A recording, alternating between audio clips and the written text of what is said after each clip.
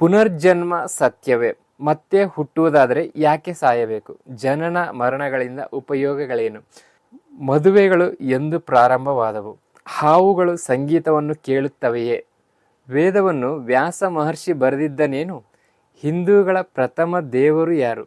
ಭಾರತೀಯರ ಪ್ರಥಮ ದೇವತಾ ಮೂರ್ತಿ ಯಾರು?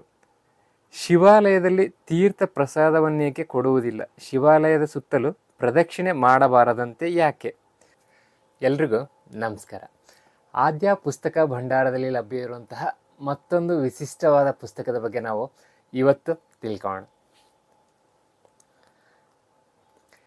ಜಿ ವಿ ಶರ್ಮಾ ಪಂಡಿತ್ರವರ ಧರ್ಮಶಾಸ್ತ್ರ ಹಿಂದೂ ಧರ್ಮಾಚಾರ ವಿಚಾರಗಳು ಅನ್ನುವಂತಹ ಈ ಒಂದು ವಿಶಿಷ್ಟವಾದ ಪುಸ್ತಕದ ಬಗ್ಗೆ ನಾವು ಈಗ ತಿಳ್ಕೊಳ್ಳೋಣ. ಈ ಪುಸ್ತಕದ ವಿಶೇಷತೆ ಏನು ಅಂತಂದರೆ, ಈ ಪುಸ್ತಕದಲ್ಲಿ ಈ ಒಂದು ಧರ್ಮಾಚರಣೆಗೆ ಸಂಬಂಧಪಟ್ಟಂತಹ ಹಲವಾರು ವಿಶೇಷವಾದ ಮಾಹಿತಿಗಳನ್ನು ನಾವು ಪಡಿಬೋದು. ಹೆಚ್ಚು ಕಮ್ಮಿ 500 ಮಾಹಿತಿಗಳವರೆಗೂ ಕೂಡ ನಮಗೆ ಈ ಒಂದು ಪುಸ್ತಕದಲ್ಲಿ ಸಿಗುತ್ತೆ. ಯಾಕಂದರೆ ನೀವು ಇಲ್ಲಿ ನೋಡ್ಬೋದು, ಈ ಒಂದು ಪುಸ್ತಕದಲ್ಲಿರುವಂತಹ ಪರಿವಿಡಿಯಲ್ಲಿ ಎರಡು ನಿಮಗೆ ನಾನು ತಿಳಿಸ್ತೇನೆ. ಮೊದಲನೇದಾಗಿ, ದೇವರನ್ನು ನಂಬಿ ಪೂಜೆ ಮಾಡುವವರು ಮತ್ತು ದೇವರನ್ನು ನಂಬದೇ ಪಾಪ ಮಾಡುವವರು ಇಬ್ಬರು ಒಂದೇ ರೀತಿಯ ಜೀವನ ನಡೆಸುತ್ತಿದ್ದಾರೆ. ದುರ್ಮಾರ್ಗ ಜನರನ್ನು ದೇವರೇಕೆ ಶಿಕ್ಷಿಸುತ್ತಿಲ್ಲ? ಸೊ ಈ ರೀತಿಯಾಗಿ, ಇದು ನಿಮಗೆ ಒಂದು ಮಾತ್ರ ನಾನು ಹೇಳಿದ್ದೀನಿ. ಸೊ ಈ ರೀತಿಯಾಗಿ ಅದರ ಒಂದು ವಿಚಾರದ ಬಗ್ಗೆ ಆ ಒಂದು ಪುಸ್ತಕದಲ್ಲಿ ವಿವರಣೆಯನ್ನು ನೀಡಲಾಗಿರುತ್ತದೆ. ಇದೇ ರೀತಿಯಾಗಿ 500 ಅಂದರೆ ಈ ರೀತಿಯಾದಂತಹ ಒಂದು 500 ವಿಷಯಗಳಿಗೆ ಸಂಕ್ಷಿಪ್ತವಾದ ಮತ್ತು ಸ್ಪಷ್ಟವಾದ ವಿವರವನ್ನು ಈ ಒಂದು ಪುಸ್ತಕ ನೀಡುತ್ತೆ.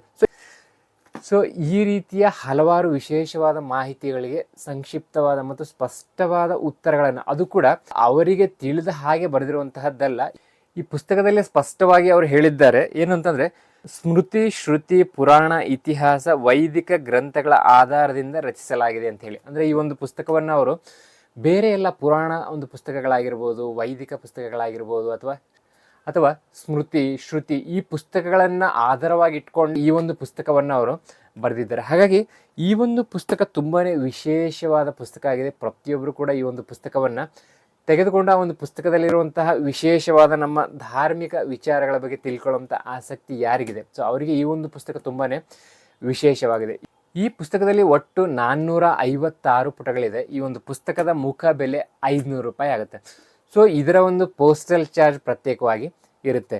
ಈ ಜಿ ವಿ ಶರ್ಮಾ ಪಂಡಿತ್ ಶಾಸ್ತ್ರಿ ಅವರೇ ಬರೆದಿರುವಂತಹ ಮುಂದುವರಿಕೆಯ ಭಾಗಗಳು ಕೂಡ ಹಲವಾರು ಪುಸ್ತಕಗಳು ನಮ್ಮ ಬಳಿ ಇದೆ. ಸೊ ಅವುಗಳನ್ನು ನಾನು ಸಪ್ರೇಟಾಗಿ ವಿಡಿಯೋಸ್ಗಳನ್ನ ಮಾಡಿದೆ. ಈ ಒಂದು ವಿಡಿಯೋದಲ್ಲೇ ನಿಮಗೆ ಆ ಪುಸ್ತಕಗಳು ಯಾವುದು ಅಂತ ತಿಳಿಸ್ತೀನಿ. ನಿಮಗೆ ಯಾವ ಪುಸ್ತಕ ಬೇಕಾದರೂ ಕೂಡ ನೀವು ಆ ಒಂದು ಪುಸ್ತಕವನ್ನು, ಆ ಪುಸ್ತಕದ ಹೆಸರು ಹೇಳಿ ನೀವು ಆ ಪುಸ್ತಕವನ್ನು ಆರ್ಡರ್ನ ಮಾಡ್ಕೊಳ್ಬಹುದು. ಸೊ ಮೊದಲನೇದಾಗಿ ಈ ಒಂದು ಧರ್ಮಶಾಸ್ತ್ರ ಅಂತ ಹೇಳಿ ನೋಡ್ಬೋದು. ಈ ಒಂದು ಧರ್ಮಶಾಸ್ತ್ರ ಪುಸ್ತಕ ಇದು ಜಿ ವಿ ಶರ್ಮಾ ಪಂಡಿತ್ರವ್ರದ್ದೇ ಆಗಿದೆ. ಸೊ ಮತ್ತೊಂದು ಪುಸ್ತಕ ಬಂದ್ಬಿಟ್ಟು ಆರ್ಷ ಧರ್ಮ ಅಂತ ಇದೆ. ನೀವು ಇಲ್ಲಿ ನೋಡ್ಬೋದು, ಈ ಒಂದು ಆರ್ಷ ಧರ್ಮವು ಕೂಡ ಈ ಒಂದು ಜಿ ವಿ ಶರ್ಮಾ ಪಂಡಿತ್ರವರ ಪುಸ್ತಕವೇ ಆಗಿದೆ. ಇದರಲ್ಲೂ ಕೂಡ ಇದೇ ರೀತಿಯ ಹಲವಾರು ವಿಚಾರಗಳನ್ನು ಒಳಗೊಂಡಿರುವಂಥ ಪುಸ್ತಕ ಇದು ಸಹ ಆಗಿದೆ. ಇದರ ಒಂದು ಮುಖ ಬೆಲೆನೂ ಕೂಡ 500 ರೂಪಾಯಿ ಆಗಿದೆ. ಇದಕ್ಕೆ ಪೋಸ್ಟಲ್ ಚಾರ್ಜ್ ಕೂಡ ಪ್ರತ್ಯೇಕವಾಗಿ ಇರುತ್ತೆ. ಮತ್ತೊಂದು ಪುಸ್ತಕ ಸಂಪ್ರದಾಯ ಅಂತ ಹೇಳಿ ನೀವು ಇಲ್ಲಿ ನೋಡ್ಬೋದು. ಈ ಒಂದು ಸಂಪ್ರದಾಯ ಅನ್ನುವಂತಹ ಒಂದು ವಿಶಿಷ್ಟವಾದ ಪುಸ್ತಕವು ಕೂಡ ಈ ಜಿ ವಿ ಶರ್ಮಾ ಪಂಡಿತ್ರವರದ್ದೇ ಆಗಿದೆ. ಇದರಲ್ಲೂ ಕೂಡ ಇದೇ ರೀತಿಯ ಮುಂದುವರಿಕೆಯ ಪುಸ್ತಕಗಳೇ ಇವು ಆಗಿರುತ್ತೆ ಹೊರತು ಇದು ಬೇರೆ ಅದು ಬೇರೆ ಅನ್ನೋ ಥರದ್ದು ಯಾವುದೇ ರೀತಿಯ ಪುಸ್ತಕಗಳು ಇದಲ್ಲ. ಸೊ ಇದರಲ್ಲೂ ಕೂಡ ಹಲವಾರು ವಿಚಾರಗಳನ್ನು, ಅಂದರೆ ಈ ಒಂದು ಧಾರ್ಮಿಕ ವಿಚಾರಗಳನ್ನು ಒಳಗೊಂಡಿರುವಂತಹ ಪುಸ್ತಕ ಈ ಸಂಪ್ರದಾಯ ಅಂತ. ಮತ್ತೊಂದು ಪುಸ್ತಕ ಇಲ್ಲಿದೆ, ನೀವು ಇಲ್ಲಿ ನೋಡ್ಬೋದು, ಆರ್ಷ ಸಂಪ್ರದಾಯ ಅಂತ ಹೇಳ್ಬಿಟ್ಟು ಮತ್ತೊಂದು ಹೊಸ ಪುಸ್ತಕವನ್ನು ಮಾಡಿದ್ದಾರೆ. ಇದರಲ್ಲೂ ಕೂಡ ಇದೇ ರೀತಿಯ ನಮ್ಮ ಧಾರ್ಮಿಕಕ್ಕೆ ಸಂಬಂಧಪಟ್ಟಂತಹ ವಿಶಿಷ್ಟವಾದ ವಿಚಾರಗಳನ್ನು ಒಳಗೊಂಡಿರುವಂತಹ ಈ ಪುಸ್ತಕ ಆರ್ಷ ಸಂಪ್ರದಾಯ.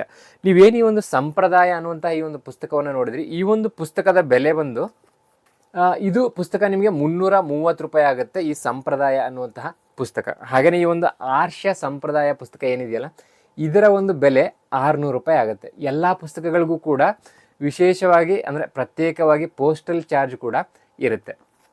ಹಾಗಾಗಿ ನೋಡಿದ್ರಲ್ಲ, ಈ ಒಂದು ಧಾರ್ಮಿಕಕ್ಕೆ ಸಂಬಂಧಪಟ್ಟಂತಹ ವಿಚಾರಗಳನ್ನು ಒಳಗೊಂಡಿರುವಂತಹ ಪುಸ್ತಕಗಳನ್ನು ತುಂಬ ಜನ ಹುಡುಕ್ತಾ ಇರ್ತೀರ.